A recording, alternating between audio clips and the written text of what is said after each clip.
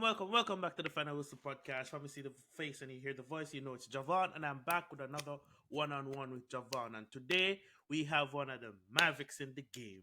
We have one of the biggest voices for Chelsea in India. This man also does cricket. He's about to tell us our story. His story. Welcome, Drogbaba. Go on. Thank you so much for that kind introduction, Javon. And finally, on All You Can Eat Chelsea, I have a brother who understands cricket, so it would be fun to talk to you. Most you, definitely. West you, Indies. me, Miss also is into cricket. So yeah, another brother who understands cricket. I believe you're from Jamaica. I'm a huge Chris Gale fan. Well, yes. So yeah, Yes. I we'll am kick from it off Jamaica. in cricket too. But thank Yeah, you so man, we much for can. having me, bro. Most definitely. Thank you for being here. Thank you for your time. We can definitely talk cricket some other time, Yeah. Finally have some discussions because you guys Mm. got some bowlers over there that I'm scared of. But obviously today we're about to get into your career Mm. and your journey with the content Mm. creation and just how you fell in love with Chelsea. But you know, first question I always ask my guest, Chelsea, why? Give us a story. How did you fall in love with uh, Chelsea? it's like it's not a particular reason why I fell in love with Chelsea. It's like two, three, four things. One thing led to the other kind of a thing. So when I was like 7 or 8 years old, I got this game, Mm-hmm. FIFA 99. And I got installed it in my PC. Till that time, it was only cricket.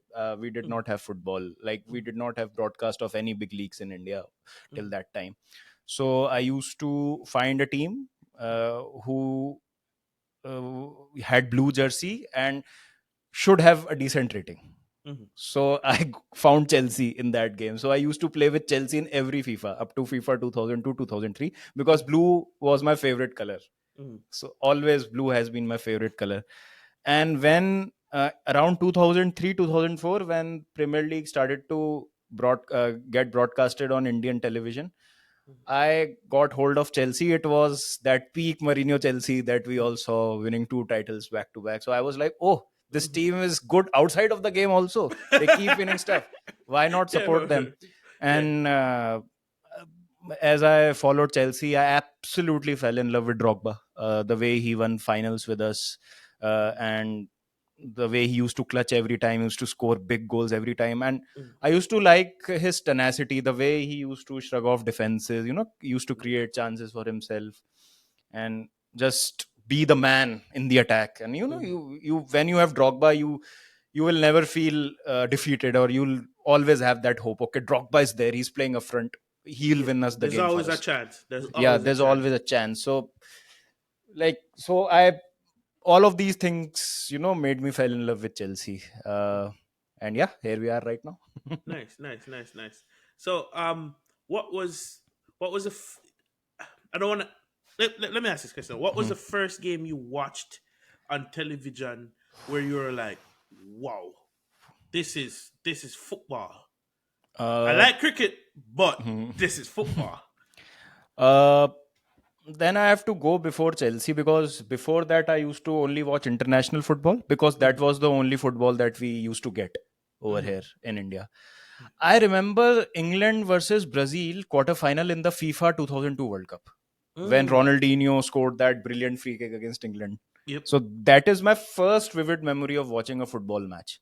Mm-hmm. Like, I used to catch matches football here and there, but didn't really have that knack of understanding the game, and no one around me used to watch football who could tell me what the game is all about. Mm-hmm. So I figured out the rules, and I figured out who player plays where, and how international football works, how club football works. Because before international football, like, I did not know that club football existed when I used to watch, when I watched those World Cups and Euros tournaments. Mm-hmm. So I didn't really know, because I used to compare football with cricket, right? Because in cricket you only had international teams Yep. and your domestic matches, but domestic matches you were not really keen about. You only watched Yeah. international cricket at Where the that point big of boys now. play. Yeah, Mm-hmm. the big boys play. And right now the domestic cricket, or the franchise cricket, because of the T20 and all of that, is Mm-hmm. big now. But earlier it was only international cricket, so I used to think same about football as well. Okay, there's Mhm. only international football, but gradually when I started to follow the game very closely, then I got to experience club football as well. Then Chelsea came into the picture. Then I learned, like, okay, it is not only the league in which the team plays. There's a Champions League, there is the Carabao Cup. Earlier is what used to call the Carling Cup, the Mhm. FA Cup. All of these tournaments are there. So slowly and gradually, I learned about the game. But first, football. My first exposure to football has to be the 2002 FIFA World Cup. Yep, yep, yep, Hmm. yep. Nice, nice, nice, nice. Hmm. That's very understandable, Hmm. especially coming up from an Indian background, Hmm. where there's majority cricket. I Hmm. want to dive into that a little bit. What is it like growing up in India, Hmm. knowing I've this is I'm asking post finding out that there's club football. What can you give us an example of what's that like, knowing, hey, there's club football, but this country is mostly dominated by the love of cricket and so on and so Hmm. forth? Uh, I am too deep into cricket as well, so it was all cricket for us when we were growing up. Very few of us play football. All of us play cricket mostly, be it in schools, on the roof of our houses, in the Mm-hmm. streets. It's Lunchtime. most Mm-hmm. yeah, it's all cricket mostly. Football slowly and gradually has become a thing now, and it's mostly football now. I see a lot of Oh kids wow. playing football in the streets now, so the culture is changing slowly and gradually. The culture is changing in India. But for me, growing up, watching football was only me and a couple of friends who were into football, and that was it. Like, I did not have many people to talk football with and to discuss football with. I was lucky enough that in my school I had a couple of friends who watched football religiously as I did. There were quite a few challenges growing up because Mm-hmm. in India, we don't have that luxury of having a TV in our own rooms as kids. So there is only one television in the house, and that is in the living room. So late night kickoffs, it's a challenge to see those games because Champions League games are 12:30 a.m., 1:30 a.m. here Mm-hmm. in India. So when you've got school the next day or some school exam next day, it's next to impossible to watch those games. So you have to only rely on a friend who can narrate you what happened in a game, or you have to come back next day, watch the highlights, or just read about it somewhere, because this is before social media also. Mm-hmm. Because Facebook and all of those things were there, but they were not that big. Yeah, it So was MySpace at the time. I wasn't yeah, talking about football on and like MySpace. we yeah, and we were not on MySpace either. So it was all physical and all, real people talking about football with each other. Mm-hmm. So it was a very limited and a very niche community at that point of time. But right now, when I see a lot of people are into football, especially with the kind of stuff the broadcasters have done in India, they have really gathered the attention of people, especially when we had that Messi Ronaldo rivalry in La Liga. I Mm-hmm. think that is when football really blew up in India. Mm-hmm. And most of the people in India are now Real Madrid and Barcelona fans because of that boom. So Mm-hmm. I feel that was a major thing that happened broadcast wise. Then we discovered French league as well, PSG and all of those things. Mm-hmm. But right now, I think football is an all-time high. You can find Spurs fan in India. There's a community of Spurs fan in India. I never thought that would be possible, but uh, although we are talking about Spurs, but it is very encouraging to see. Like, people Mm-hmm. are here and supporting different clubs. Mm-hmm. Uh, I found other day a small community of Wolves fan in India. Like, can you Nice. even believe it? Nice. Like, Wolves supporters. So Mm-hmm. it is growing day by day. It is growing, but right now, I think it'll still take some time for that to translate into India's football. I Mm-hmm. believe that India has football fans, but it is mostly about Premier League, La Liga, and the big Yeah. European leagues. Mm-hmm. But yeah, it was not a big thing when I was growing up watching football. Okay, Hmm. understood, understood. And that's very nice to hear. So Hmm. for people who don't believe, football can literally transcend life and Hmm. change a culture. Because, like you said, growing up it's Hmm. mostly cricket, and Hmm. then now fast forward after the Ronaldo Messi Hmm. rivalry, there's more people playing football, and there's more people watching football, and it's now broadcast Hmm. in Yep. India. let me ask you a question. When going through the Messi Ronaldo rivalry, why did you cling so why did you cling so tight to Chelsea and not switch allegiance to like a Real Madrid or like a Barcelona, given the quality of football at that time?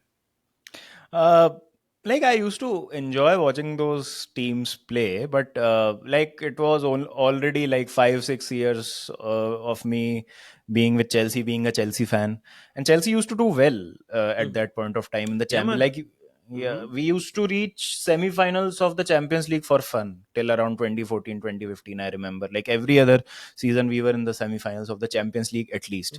So I was really not bothered about what other teams were doing. I always thought, okay, we've got some good teams, some good players in the other leagues. Would love, absolutely love some of these players to come and play for Chelsea, but never ever I thought that I, need to support any other team. Mm-hmm. I appreciate the players, I appreciate the teams that do well. It's basically like when you grow up supporting India in cricket, right? Mm-hmm. And you know that Australia is better than you, New Zealand is better than you, South Mm-hmm. Africa is better than you, Mm-hmm. but you still support India, right? Exactly. Same thing. West Indies at that point of time was really a good team. I Mm-hmm. hope they get back to their best soon, because Me too. cricket needs cricket needs a strong West Indies too. but Yes. but that's a conversation for some other time. But Mm-hmm. yeah, I so it's like loyalty whole. Like once you start supporting a team, it stays with you forever, I guess. Yep. So you were a proper blue. You were a proper blue. Okay. So growing up in India, Hmm, right? hmm, Yes, you found Chelsea mid hmm, Roman era or at the start of the Roman era when you won hmm, back to back league titles. At the time, did you have an inkling of what the generational shift was around Chelsea? What was the you were completely lost. You were just hmm, watching a team that was winning. hmm. Yeah, yeah. I never really saw it like that. Like, I just found Chelsea in a very comfortable space when Roman had took over and we Mm-hmm. had Jose as our manager. Uh, Slowly and gradually over the period of like 20 years of supporting Chelsea, now I have learned about the past, the history, what the club was, and why like we are not we are not the very popular club around England. Like people don't really like us. Why? What's the reason behind that? Uh, like people always ask me that which is the club that you hate most losing to. I Mm-hmm. always say Manchester United, because Mm-hmm. Manchester United and Chelsea rivalry was at its peak when I started watching football. So that was the one club I didn't really wanted to lose to, because losing to Man United means you have given 3 points to your title rivals. Mm-hmm. So people still say to me that why are you not mad? We just lost to Arsenal. Or why are you not mad that we did not do well against West Ham or Spurs or Spurs. Crystal Palace, for example? I say, bro, I'm not from London. I'm from India. So I don't really connect, or I don't really get that London rivalry Mm-hmm. essence, right? I that essence of London rivalry, and I never really grew up in that environment. Maybe if I was in London, born and brought up as a Chelsea fan, It'd and be if I would different. have understood the dynamics of okay how it is to go around London, and like it's a must-win game for us against Fulham. Now that I realize, okay, Fulham are our closest London. rivals in terms of Mm-hmm. geography, Mm-hmm. but for me it never really bothered me. Even if we lose to Fulham, or like it bothers me in terms of us not getting the 3 points, and in the bigger picture is the title race. But for me, still this day I don't like losing to Man United. As I Uh, still this day I consider Man United as my number one rival for me mm. personally, because I've been conditioned that way while I was watching football. Yeah, and that's the thing. Hmm, That's the thing. hmm, I 100% agree hmm, because growing up, whenever hmm, you find football or hmm, whenever football is introduced to you hmm, and then you build that emotional connection to it, you're going to be your reset your default hmm, your default setting hmm, is going to be hmm, when you what state you found that club in. For hmm, example, when you found Chelsea, hmm, you found it competing for league titles, and their biggest rivals at the time were hmm, Manchester United, right? hmm, So for you, losing to Arsenal is going to be nothing because when you grew up, hmm, they weren't hmm. doing nothing. Losing Yeah. to Tottenham, Yep. Yep. they weren't doing nothing. Losing to West Ham, they weren't doing nothing. But losing to Manchester United brings out that emotional connection. And Mm-hmm. unless you're in Exactly. London, which is something I can relate with, unless you're in London, you're not going to know the intricacies of Mm-hmm. what it's like to go to a London derby or to go to our away ground in London. So I'm very similar. One of the teams I hate losing to is Manchester United and Arsenal, only because growing up in Jamaica, it's at the time it's United, Arsenal, Liverpool, or Chelsea. And I know, obviously, I'm on the blue side, so my most fierce. I remember when I used to watch because my father's an Arsenal fan. When I used to watch Oh. with my father, and then we used to whip them. It would be great days. But interviews not about me. Back to Drogbaba. All right. So given the limitations you had with watching the game, how does content creation for Chelsea come about then?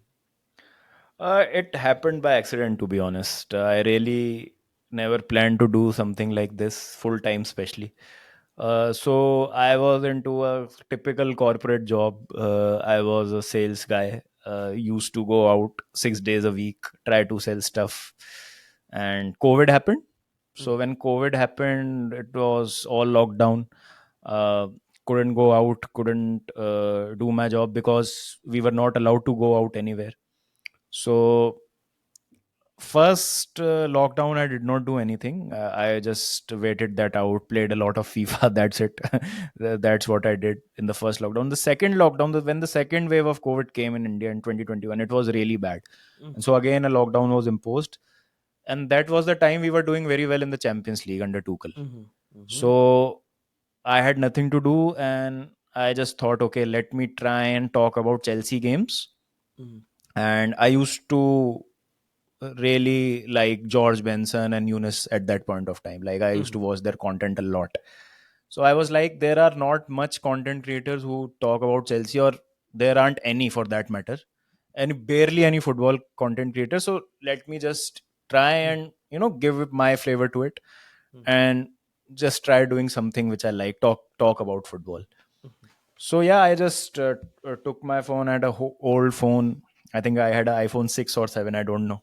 mhm, Just switched on the front camera of that phone, recorded that video, put it out there, did it more 50 to 100 times without any expectations that people will watch me, You tuned or in. people will like that content or not. No pressure of numbers, or never Mhm, thought that I will have this many subscribers at the end of this video, or at the end of this month I should have that much revenue. Nothing of that sort. I was just doing out of my own passion and happiness. mhm, uh, Used to record a lot of videos from my car when I used to go out. So used to, when the lockdown opened and used to go to office and used to go out in the field, so I used to record videos in the car, I remember. Used to come home, do that stuff. So gradually and slowly, the videos got noticed by more and more people. Then the Euro 2021 came, mhm, uh, mhm, which Italy won. So I covered that also. Made daily videos about rounding up every game in that tournament. So views grew from double digits to triple digits to mhm, into thousands. uh, then one thing led to another, and people slowly and gradually started to appreciate the content as well. mhm. And yeah, by, I think I had started in June 2021, and by December 21 I had 10,000 subscribers on YouTube. Whoa. So that was a big confidence boost for me. Mhm, Then 2 3 months down the line, I had started earning half of my salary from mhm, YouTube. So that was the reason I thought, okay, it is very difficult for me to juggle both the things, because I used to be at the job from 9 a.m. to 7 p.m.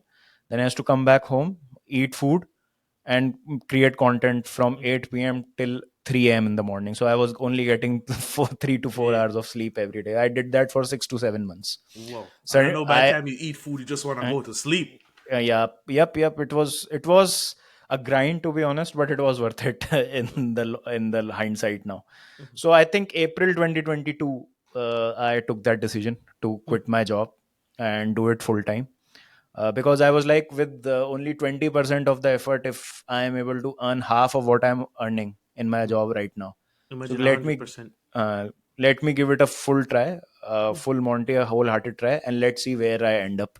Mhm. Because it was not like I was in a high paying job or I was working for a very big company. It was like, even if I would have, not worked for a year and given my 1 year to YouTube, it would have been quite easy for me to go back into that job. So it was rarely, I had not much to lose in that Mhm. situation. And my family supported me in that decision, because it is very difficult when you're married and Mhm. when you've got some responsibilities. So Mhm.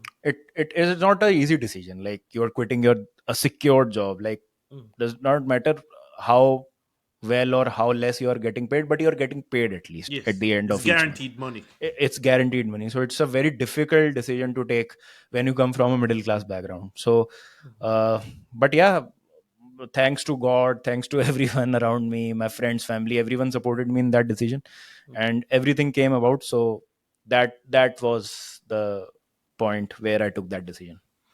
Yeah, yeah, yeah, yeah, and you can see Hmm. it paid off. Hmm. You garnered 312K subscribers on YouTube.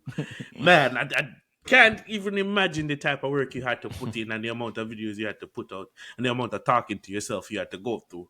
What was the what was the high point in this content creation thing for you when it comes on to Chelsea? Oh, uh, wow, wow, bro, that's a good question. Oh, there have been 2 to 3 instances. Like, first, I have to say that I was called by Chelsea for the Chelsea Dortmund game, second leg, the last Champions League game that we won. So, like, I created a vlog for them.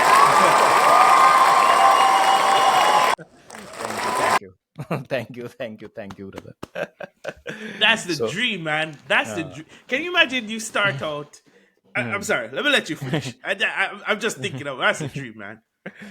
So yeah, I mean, like, it was a really special moment for me. I had special access before the match. We went inside.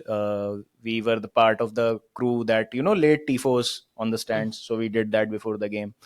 Then I made a vlog, and it was featured on Chelsea's YouTube channel, but it was geo targeted, only available for audience in India. mhm, But yeah, like, got opportunity to work with them. uh, they had tickets for me. I was seated in the east upper stand, one of the best seats in the house. Like, it looked like I was playing FIFA from there. Everything was visible on the ground. So uh, that was their first time I visited UK, first time I visited Chelsea. It was very special. uh, then I would say, in India, being a part of a lot of sports related events, whenever there are some sports related events, I get called. So that has been a really good thing for me. Got to meet Floyd Mayweather. Got a glove behind me signed by him, if you could see wow. in the background. So yeah, he came to India. So they had called a very few sports content creators or content creators in general. So I was lucky enough to be one of them. Mhm, David Beckham was in India, so I had a chance to meet him. Got a picture with him. Again, a very closed event in which I was invited. mhm. So yeah, there has been a few of these fortunate meetings, and I hope long it may continue. Long, with God's will, long it may uh, continue, brother. Long it may mm, continue. Wow, you just some of the experiences you give out. It's a content creator's dream, Like you talk about football, you talk about the club you love, and you just want to represent the club. You want to, you dream of being called to these special events. You dream of being called to just support the club. I always say it on here, and the viewers, the current viewers will tell you, just get me on Sky, get me on BBC. It's done. Dream accomplished. We did it, people. We did it. But it's really amazing to hear your Mhm. story and to hear the Thank you, journey brother. thus Mhm. far. So let's dive into the football aspect of it a bit. Chelsea, Mhm. seeing the manager changes we went through in the past, and seeing where we're at now. Would you still prefer to be under the Roman Abramovich era, or are you? What are your thoughts between the Roman Abramovich era and clearly Capital and Todd Bowley now? Uh, Under Roman, there was a lot of chaos. It's not like that we are new to chaos or new to, instability, Hmm. or the club being not in a very happy place. Like we are used to seeing our club not doing the things conventional way, right? Hmm. Uh, but in Roman's time, I think when he had come in, he was successful enough to create a spine of the team, Hmm. like 6 7 players that he had got in. For example, Peter Cech, John Terry was there already. Then we got Ashley Cole, Michael Essien, Obi Mikel. Then we had Frank Lampard in the midfield, Hmm. Drogba up front. So this was a really strong spine of the team, and which like played till 2013-14. Most of those players carried on, and we replaced them with good players, even if some of the players moved on. So even with those managerial changes, we knew that we had experience, we had world class players. So it does not matter who the manager is. World class players can play in any system under any manager. That Yep. is what we know. Hmm. So Chelsea used to win stuff irrespective of the manager changes. This team is a very young team, and the spine needs to be created. Like I cannot put my finger on 5 to 6 players right now and say very confidently, oh, Hmm. these 6 players will be the spine of this Chelsea team, Hmm. and the other 4 5 players will play around these players. Yeah. So goalkeeper situation is in the air. Sanchez had a brilliant last game, but we don't know what to Yeah. Yeah. expect We of don't know him. if it's gonna continue. Uh, Reece James looked like that player, but his injuries. Hmm. So I hope Caicedo is one of those players. Palmer, I don't know how long he'll stay at the club. Nkunku again, he's very new. Jackson, he's very new. Hmm. Enzo Fernandez, again, these are very new players. You don't know what to expect of them. And other than Cole Palmer, I don't think so. Any player has done enough for us to say that okay, this is a world class talent. The Hmm. potential is definitely there. The talent is definitely there, but we need performances, we need results, and we need consistency, Hmm. which we have not got, sadly, from anyone apart from Palmer. Yeah. I hope s- not only Palmer but 5 6 players step up this season, so that we can say okay, this is the core of the team. Out of 11, these 6 7 players are nailed on. Only Hmm. 3 to 4 players will change according to the opposition, according to the availability, or what manager is trying to do. So Hmm. I think that is still not there, in my opinion, because if we talk about the center back thing, Fofana did not have a very good game last time Hmm. round. So we He need, did. we need to be consistent, and we need to find that solution for those things. So under Abramovich, I always had this confidence. Okay, no matter what, we'll always have a good team on the pitch, and the manager that comes in only has to implement his style of play, and the things will go seamlessly. And that is why we won so many trophies under him also, because the Hmm. squad was always on point. Even if we had bad players, or if we did commit mistakes, we were very swift, or very fast enough to replace those players with new signings. And the coach But as well. and Yep. the coach as well. So we were always in the running for Premier League, or we were always there in the Champions League. Hmm. But this ownership has tried to change too many things too quickly, in my opinion. Hmm. We moved on every player from the last Champions League, when I don't think so. Apart from James and Chilwell, there are many players left in the squad that won us the Champions League, and that is not too long ago. That is only 3 years ago.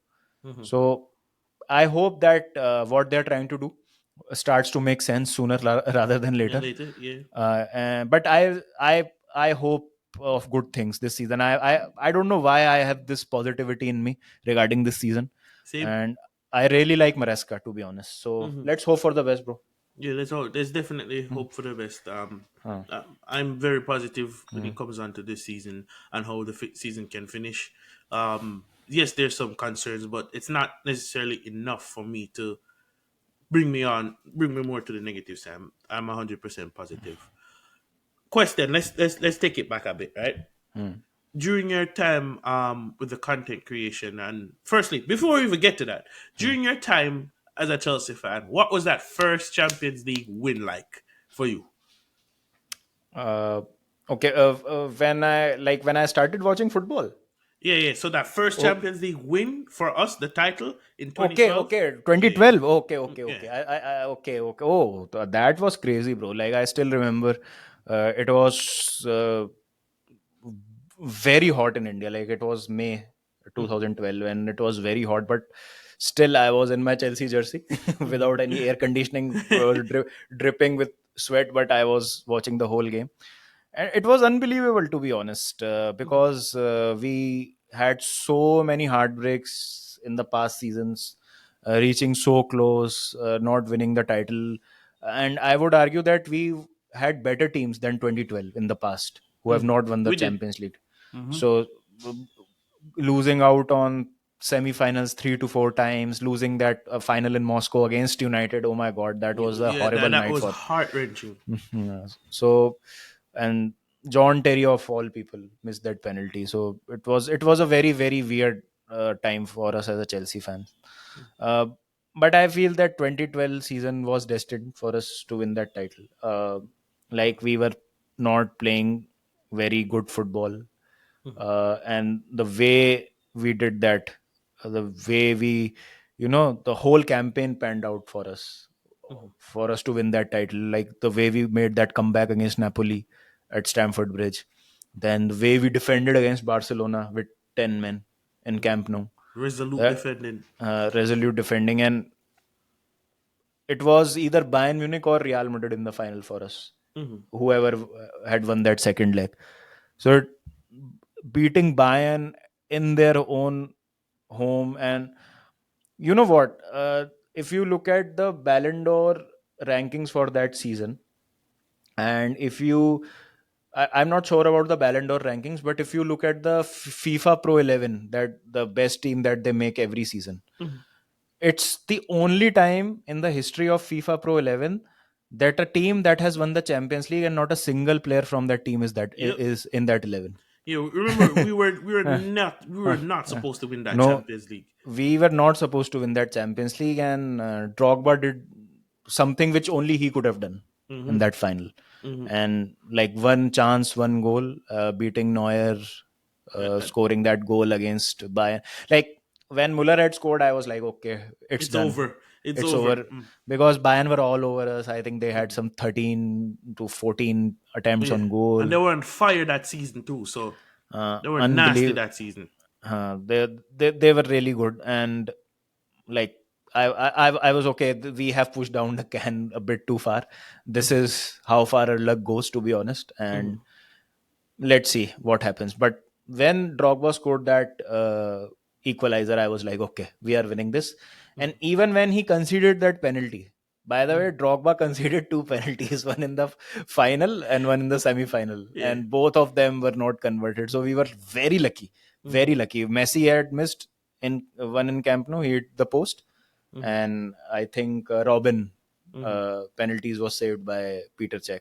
So when that penalty was saved and the score was still 1-1, I was like, we are winning this. No, Hmm. no way we are losing this now. Yeah, it was a It fairy is. tale. It was a It fairy was a tale. fairy. Yep. It was And a it fairy happened. tale. And Drogba scored the winning penalty as well. So, oh Yeah. my god.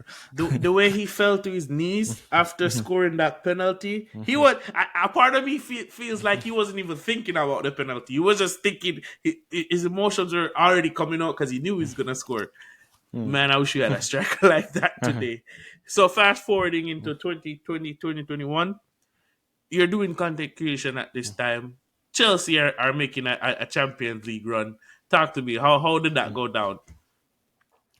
Again, that was a very special moment because I used to only do videos at that point of time. I only did long form videos. I Mhm. did not do live streams. I did not know how to do live streams, to be Mhm. honest, to figure that out later when the new season had started. Mhm. So, like, we had this group of 7, 8 of us Chelsea fans in my own city. We used to watch the game on Discord. Like, we all used to come on Discord Mhm. and put the game on our respective screens and used to watch that game and used to talk about that game, discuss that whole campaign like we watched together. Mhm.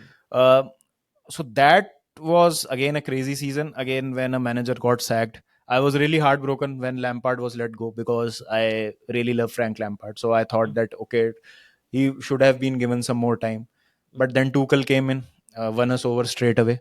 Mhm. That was a very dominant performance. People might say that we were lucky again and we did not deserve to win. I Mhm. completely disagree with that. No, that was very dominant. You It was conceded the very least amount of goals in that Champions League run. conceded least amount of goals. We were only behind in any game for 4 minutes. That was against Porto when Taremi had scored that bicycle kick. Mhm. Apart from that, we were never behind in any Champions League game in that campaign. Mhm. So it was a tactical masterclass by Tuchel. We had beaten Man City 3 times that I season. remember when he came in. Yeah, when he came in. So it was a very special period for a Chelsea fan because apart from that FA Cup loss against Leicester, I don't think so anything went bad in that run. Uh, every player, when he was given a chance, stepped up at the right moment. Mhm. Christensen, for example, in the final, Hakim Ziyech scored a goal in against Atletico. Mhm. Emerson scored against Atletico. Mhm. Giroud scored that bicycle kick against Mhm. Atletico. Mhm. Then Werner scored against Real Madrid. Pulisic Mhm. scored against Real Madrid. Kai Havertz in the final. So it was a collective team effort. Like everyone, whenever they were needed, they did absolutely what was required of them. So yeah, I again feel that it was something that was quite unbelievable for me as a Chelsea fan because we win stuff, in dramatic fashion. But to Mhm. dominate sides, to tactically outplay them, Mhm.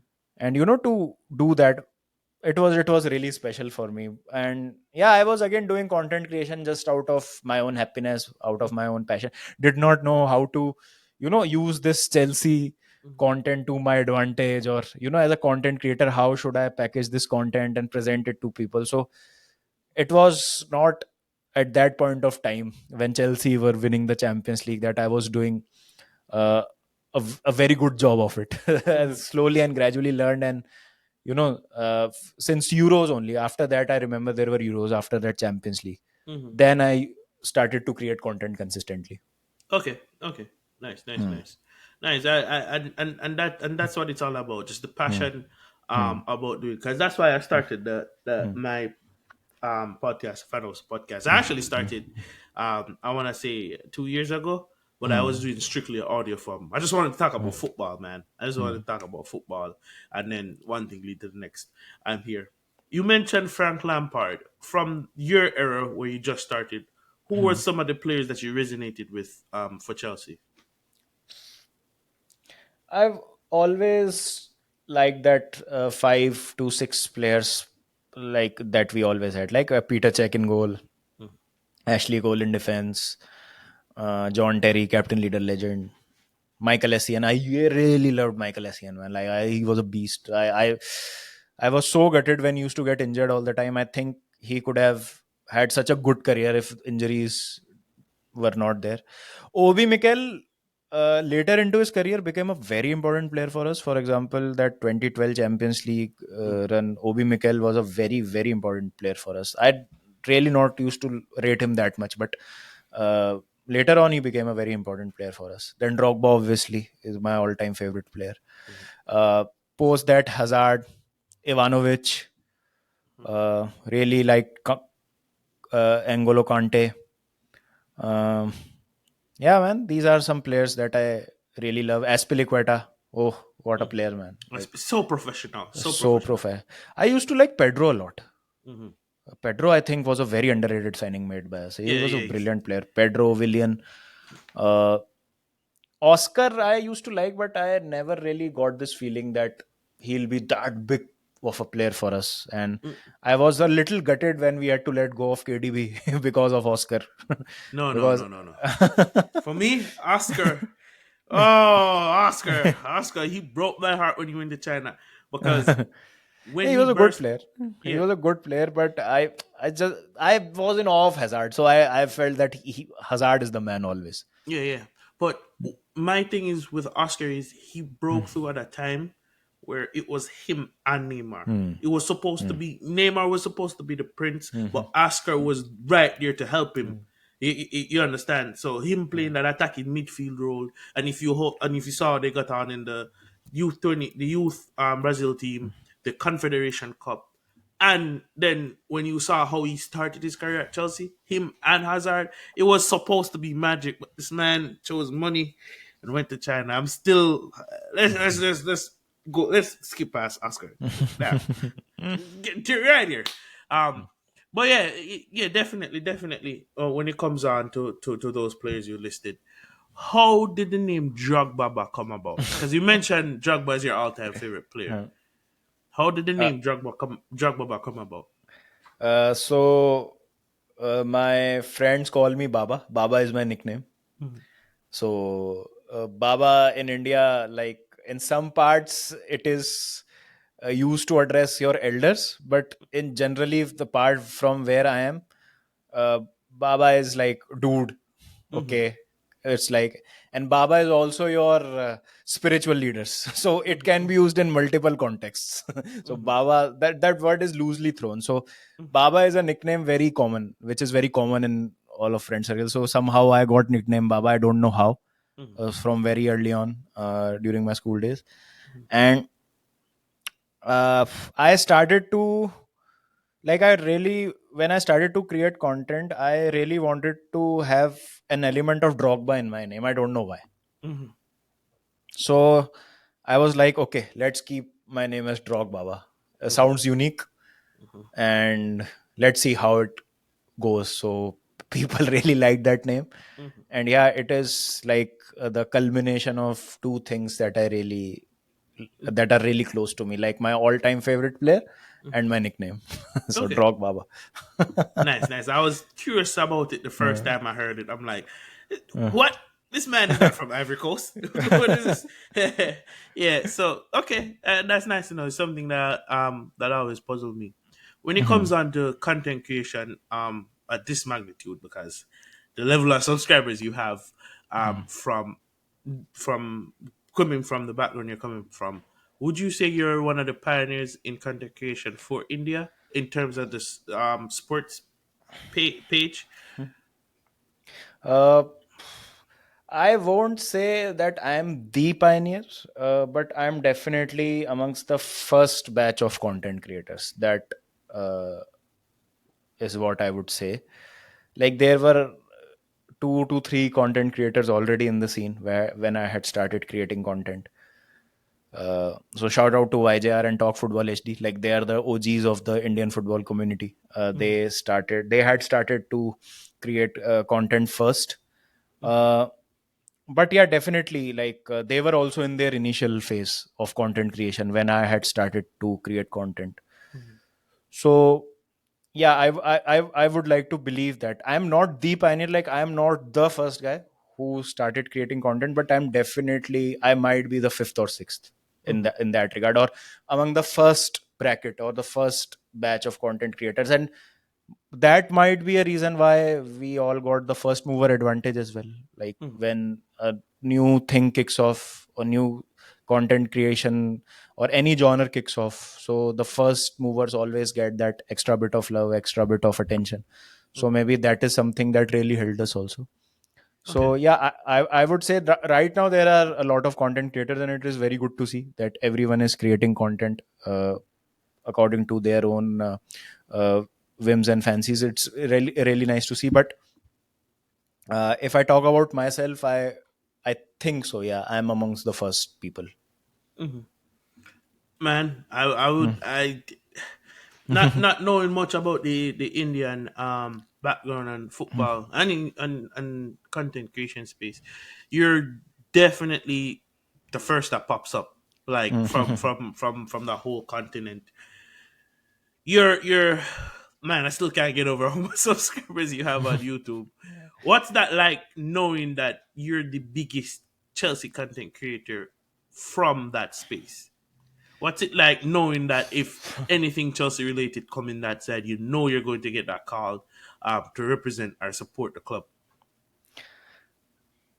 Oh, I have never thought of it like that, but right now, when you said it like that, I feel it's kind of a big thing. But I have Kind never, of, kind of. Come on, man. but I've never felt it like that way. Like it's humbling, to be honest. Sometimes when I look at the support and the kind of positive comments that I get on social media, and uh, whenever I'm out, some people, like when they come up to me and they're like, okay, we see your content, we see you on YouTube, and we saw you on Instagram, so we really like what you do. Mm-hmm, So it's very humbling, to be honest. And it's not just the Chelsea community. People from all the other fan clubs, I guess, are really supportive. uh, so yeah, man, it's really overwhelming, to be honest, because I never thought that I would be here 3 years before. If you would have asked me that I would be sitting on this many subscribers, and I would have so much support, and I would have this much of a following on the social media, I would have not believed you, to be honest. So it's quite unbelievable, to be honest. But yeah, I guess that is what believing in yourself and doing what you love brings you. It brings the best out of you. So yeah, it's my responsibility also not to take things for granted, or not to take things lightly as well, because there is an expectation now which is attached to me, and I have to do. And sometimes I know I'm not able to fulfill those expectations, because I sometimes don't really like to do things which people expect me to do. And when I don't do those things, then I really like get a lot of negative comments also. But that is the love of the people also, because people will always say bad to you if they love you. So it goes both ways, right? So it's not something which really bothers me, to be honest. I know that it's people's love only, uh, which is turned into expectations, and which becomes a bit difficult for me at times, because it is like I have only a finite amount of time in which I can cover about Chelsea or about any other club or some incident that has taken place. So I have to be very smart about it. What I need to speak about, what I don't need to speak about. And I've also started covering Indian football also, since past 1 year. So it becomes quite hectic at times. But yeah, that is the part that I enjoy also. And yeah, man, like I'm only thankful for whatever I've achieved so far. Like, it's because of the audience, it's because of the viewers. They like my content, so it is because of them that I get all of these opportunities, and I get recognized wherever I go. So just hope that it may continue. And yeah, I'll try my best to not to disappoint the audience. Nice, nice, nice, nice, nice. Because I remember this year when I started on All You Can Eat Chelsea, you disappeared for a while because you Mhm. had to. I think you were hosting the Euros. Yeah, yeah, yeah. What I was the? was You gotta doing it. talk to us, bro. You gotta tell us. Give us some insight of what's that like, guys. You have to understand. Like I'm being. We're both doing this for the love of it, but to actually Mhm. get these opportunities, like understand where I'm coming from. You get Yeah, up, yeah, yeah. football is your life. You watch it. Mm, You see the people on mm, USA. I'm in America, mm, so you see it on USA. You see the people on Sky. You see the people doing mm, what you would love to do, and then to actually be there, especially given what you've told us with your mm. background. Give us some insight on how did you feel, and what was that like? Did you feel a different level of professionalism, or did you feel like you had to kick it up a next gear? Yeah, I always felt that we need to, like, switch up the game now. because I really don't want to keep on doing the same things as a content creator. So I thought that I'll host my own studio show. So I rented out a place. I like had a people of I had a team of 6 to 7 people helping me out round the clock for that period of 1 month when we covered Euros and Copa America. So it was very, very, very hectic. Like from 8 p.m. to 2:30 a.m. you will have Euro games. Then Mhm. 5:30 a.m. the Copa America starts. Mm-mm. So No it's sleep. 12 to so no sleep, and you have to be on your highest energy levels. Mhm. uh, I learned a lot of know-how. I learned a lot of intricacies of how a studio show works. What are the technical difficulties that you might face? What are the roles of a producer, a graphic designer? How to structure a show? How to host it? How to not make it too formal or too boring for the audience, because only audience want a good show, but they also want to see the banter, and they want to see two friends going at it Mhm. when you talk about football. So we have Big Six, we have DR Sports in Mhm. UK, Mhm. and we have a lot of shows like that. But we did not have of that. So Barstool Sports we have in USA, but we did not have something of that sort in India. Mhm. So I thought that okay, this is a time now that I should take that step, and that is how Zero Ball Knowledge came about. Mhm. So that was the name of the show, and we did that for a month, and like a lot of money was put into that. Thankfully we had two sponsors who were Mhm. kind enough to sponsor the show, and it went well. So yeah, I am right now, as we speak, we I am working behind the scenes to uh, get the second season of this on screen as soon as possible. Mhm. We are working behind the scenes with sponsors and trying to figure out what we need to do. Uh, so yeah, hopefully that's the next step in content creation. High quality high studio quality show. Mhm. Uh, what you see regular on a regular basis from the big creators in UK and elsewhere on Mhm. YouTube. That is something that I want to do in India, and that is the vision ultimately. Yeah. Another pioneer in the Indian space. This man is creating waves.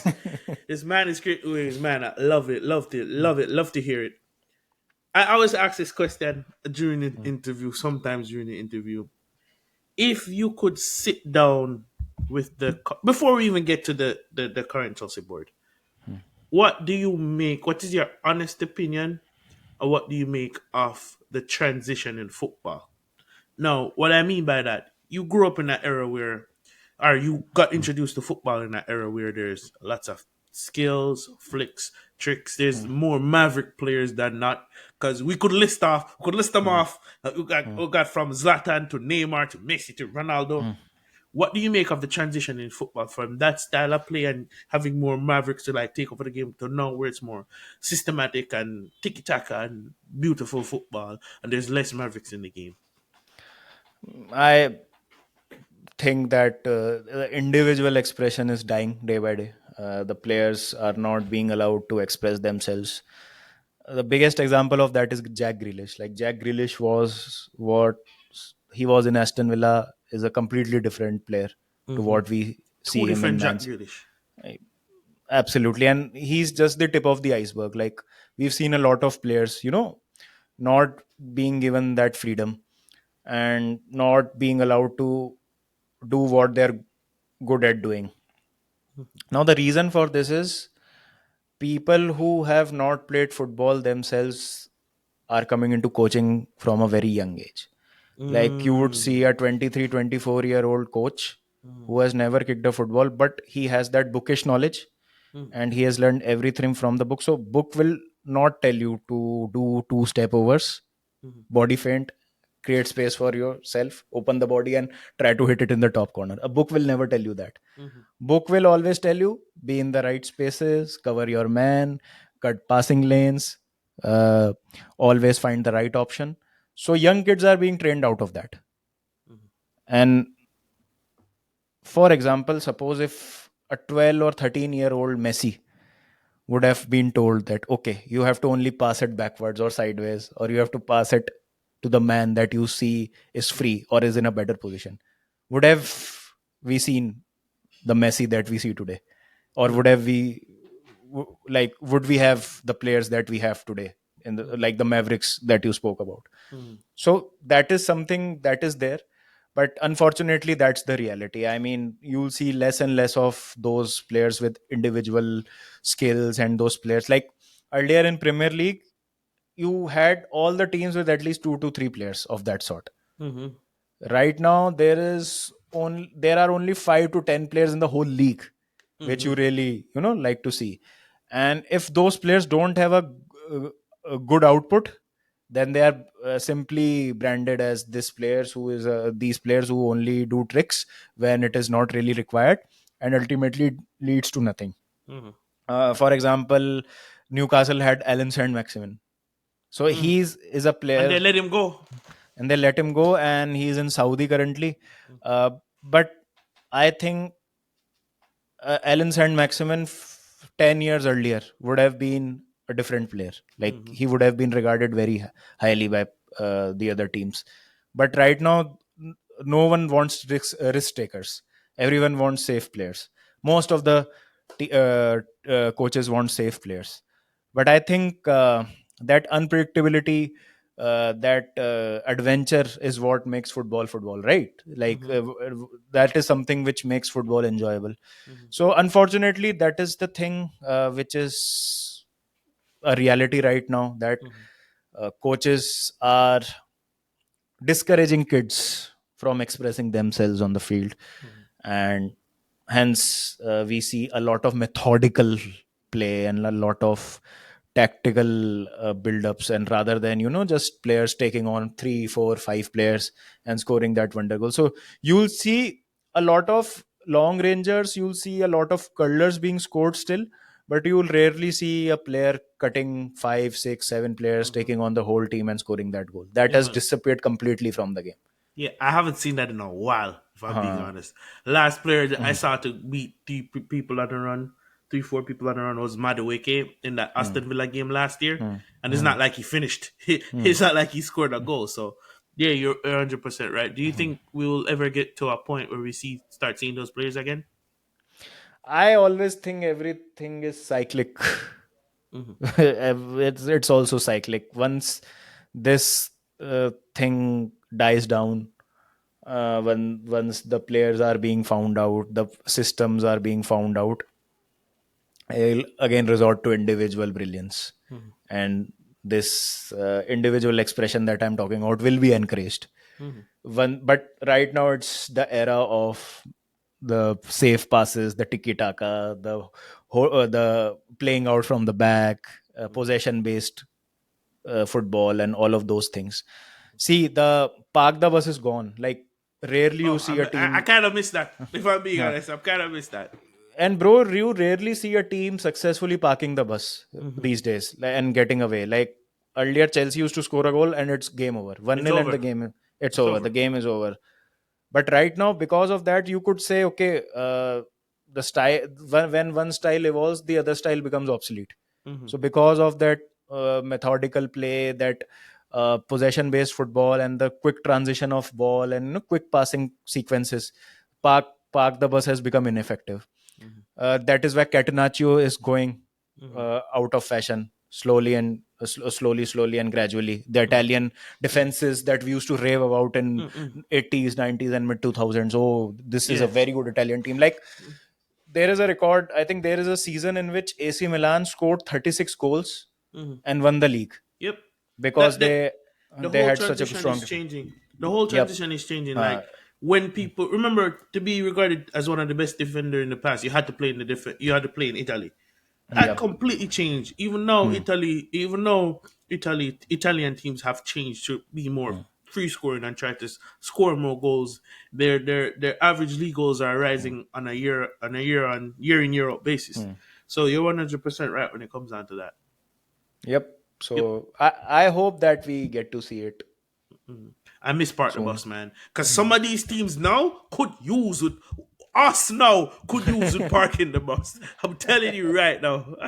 um, my Yes. last question here for you is: if you could sit down with the current Chelsea board and have a conversation with them, what would be your question and what would be your rebuttal? That's an interesting situation to be in. My question will be, what's your plan with so many signings, and what's your plan with signing so many similar kind of players in same position? Right, like right now we have Sancho, Nkunku, Mudrik, Madueke, Palmer, Jackson, N- Margu, and Neto. then Neto. Yeah, see, I forgot. So Margu this is a is good so many addition. players. Felix, Yeah. Oh, Felix. Felix Jackson.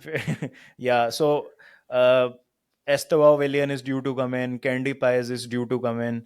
Then we've got couple of lads who are on loan.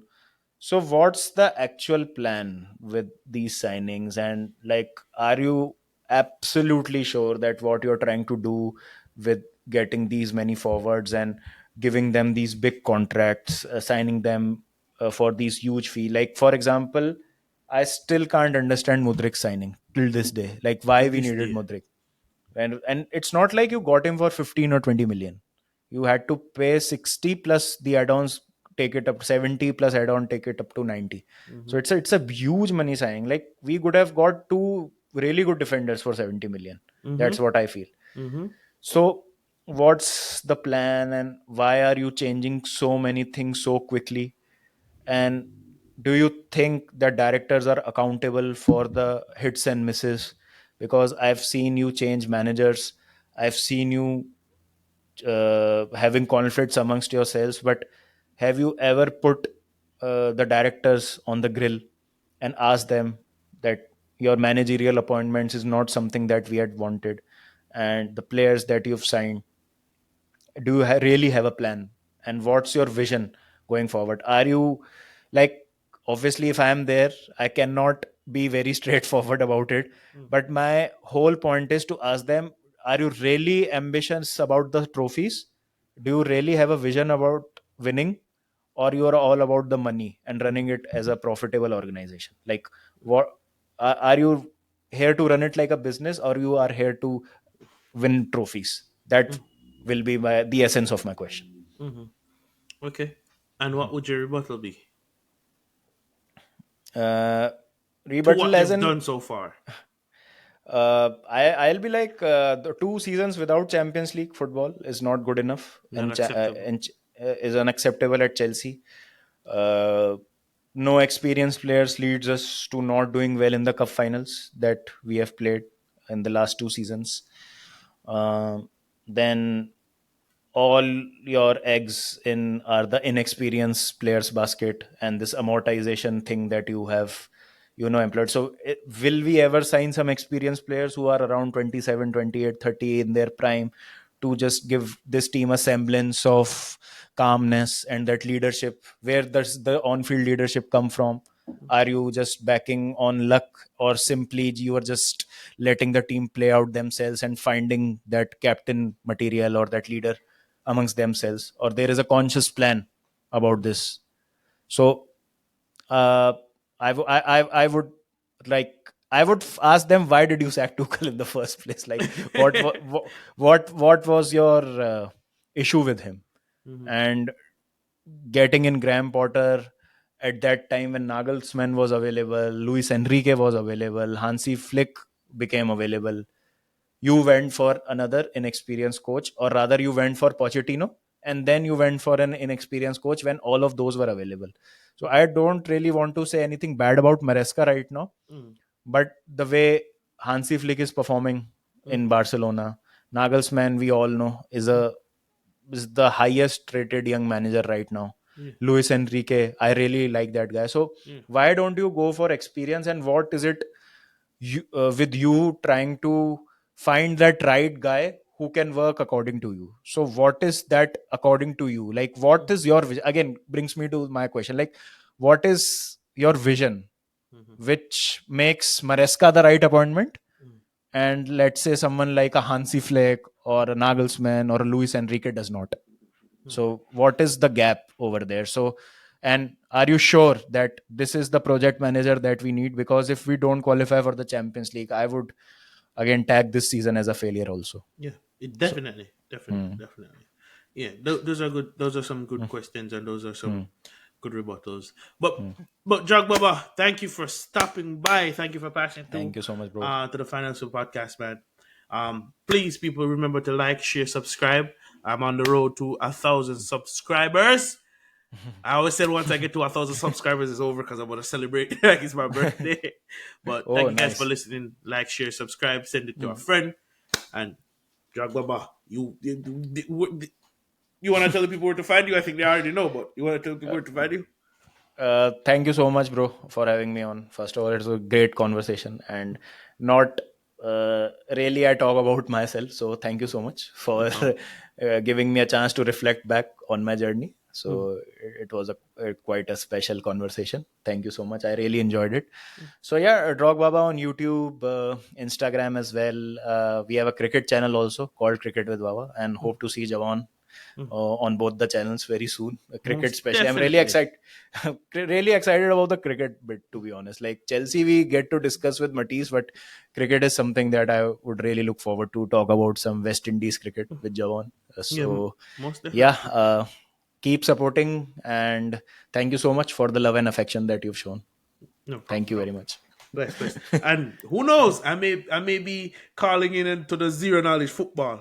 So Yeah, definitely. Would love, man. Would love to have you most someday. definitely. So thanks for joining us on the Final Whistle podcast. Let me know who you want to see next on the podcast. I will be dropping a match review sometime soon. I can't because it depends on the expert. But love, bless up, peace.